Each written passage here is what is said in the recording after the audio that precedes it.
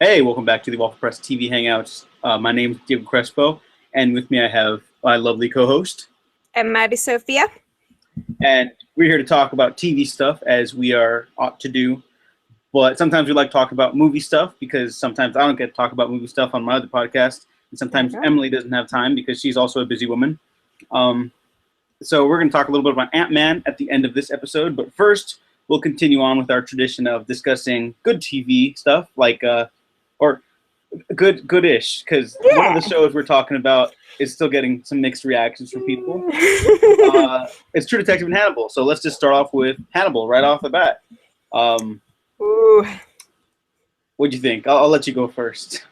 That was the most ridiculous experience of my television life. So we had some guests over at my house, and so I was like and I knew that I was going to terrify them with what I was just about to watch. So it's like I had this whole setup. Like, I got these nice headphones on. Like, my brother is a gamer, and so he let me borrow these super nice headphones. So I am like experiencing, I mean, the show can be really hard to hear sometimes. So I have my mega headphones, and I'm just like glued in. And this is the ultimate episode to be immersed in, because I cried several times in the episode, whoa, several times, which is weird because normally there will be some like soul slam at the end of the episode and I'll just be dead and then I'll try and deal with the aftermath. But it was like, so spoilers, of course, for everything in the episode, but, I cried at the part when Alana and Margot found the fetus in the pig and the baby. And for some reason, I just had a very visceral response to that because I should have seen it coming because of the way that Margot's brother was trying to lead up to it. Like, I knew it was going to be something awful. It was a whole nother level of just sick. And I felt my response was either like, I can't watch this, I need to leave, but I'm like sitting with my headphones and I'm like just there.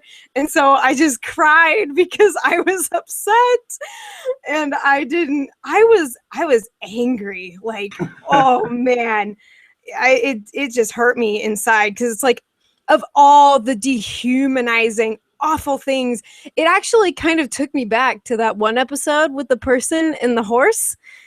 Do you remember that? Yeah, that's right. Yeah, I don't think I'll ever forget that. Yep, so this is just another installation in people and animals. Yeah. Farm animals. What to come up with next season? Oh, that's the real question. But yeah, it was such an amazing episode. I love getting to see like everybody kind of conspiring with each other. Like Hannibal you see a much bigger emotional spectrum from him in this episode, like from his exuberant joy at being in this like hideously awful situation to where he's just kind of like, screw it. Like, whatever's going to happen, man, I'll tell you how to cook me. You want some tips? Like, he's just sort of going for it. And Will is also going for it.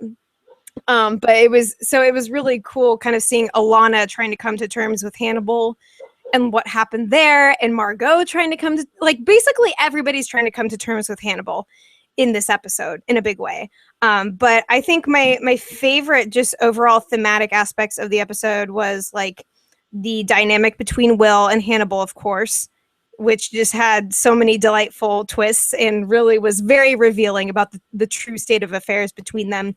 And then also Alana and Margot getting to kill Mason together. Yes. Power. Yes. Power.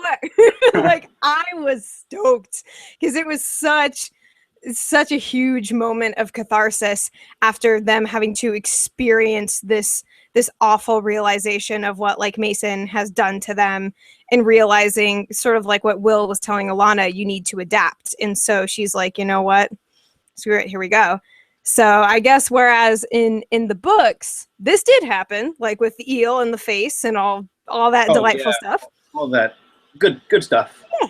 But it was just Margot versus Mason, whereas it's like Alana got to be there with her, and I just think that was like it was really powerful.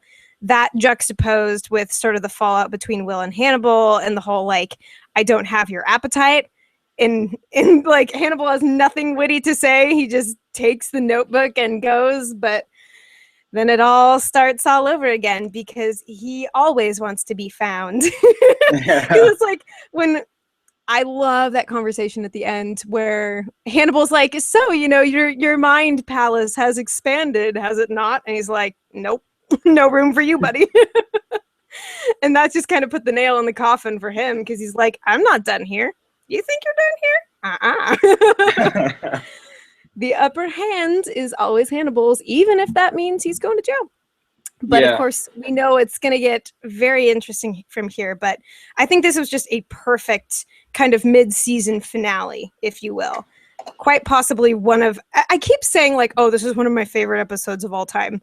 But it's just that the show continuously improves upon its own insanity in a good way. And I love it. This is a show that's like, it's not really hyperbole. You're just being honest. This is the best show on TV, and it's constantly evolving, much like it's becoming, which is a big theme with the Red Dragon, Francis Dollarhide stuff. So it's becoming the best thing on TV, if not already. This was a friggin' fantastic episode. Probably my favorite episode of Hannibal ever.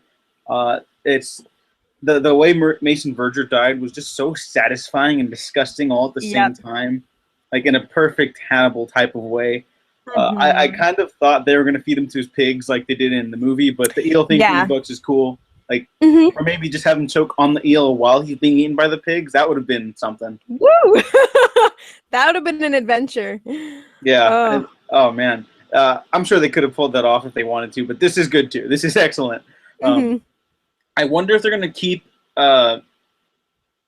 Margot around. I almost forgot her name for a while.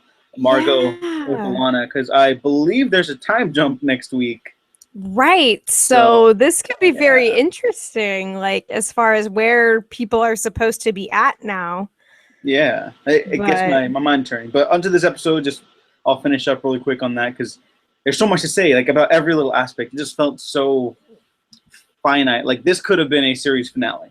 It could have been, It's the middle of a season. Like that's how fantastic this show is. Like I understand Brian Fuller compressed his 7-season plan to like a 6-season plan, and then he cut like this season was going to be, or the next seven or 6 episodes were supposed to be the next season entirely, and this season was all Hannibal on the run stuff. But then they just compressed it, and I think cool. Yeah, I mean that was a heck of a lot of fun, that European excursion back to America. Yeah. And the relationship between Hannibal and Will is just constantly twisting and evolving, becoming and something just so always fascinating, but still so disturbing and just so fucked up. Like, there's nothing like it on TV. There's a word that they say, or that Hannibal says. Or no, who said it? Will says about Hannibal that they are nakama, and I looked up what that word means. I guess it's just like really good friend in Japanese. That they're basically just anime lovers. That's it. Their relationship is just straight out of like an anime. It all makes sense now.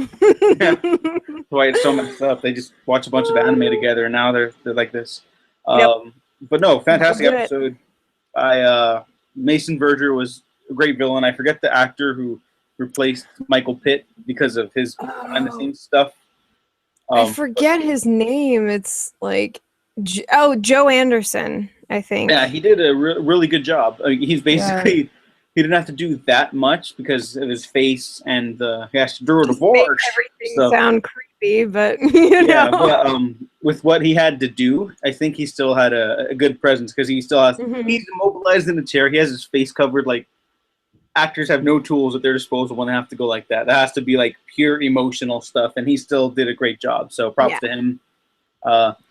Hannibal is such a sick bastard that even when Will lets him get away, He wants to get the final word, and so he gets arrested. But yeah, he gets that one little knife in his back, still, saying he'll always be where he's needed or something. And it's like, oh God, just he's a monster. He's the perfect monster. I laughed so hard. I feel like a lot of the time what happens with me when I'm watching Hannibal is I get like, intense. I like cry or something happens. And then I'm like laughing my ass off by the end, because when Will comes out and he's like, he's gone. And then you just see him walk up. I was like, damn it. It was just because, I was thinking like from Will's perspective, he's like, he's gone, like that kind of. It's the best romance of the year. Like, I think you tweeted that to me after you watched it, and I was like, "Oh my God!" Like, everyone's just it's gonna be a kaleidoscope orgy or something. Oh man. Yeah. But yeah, those good thoughts on Hannibal. A+. I mean, we don't really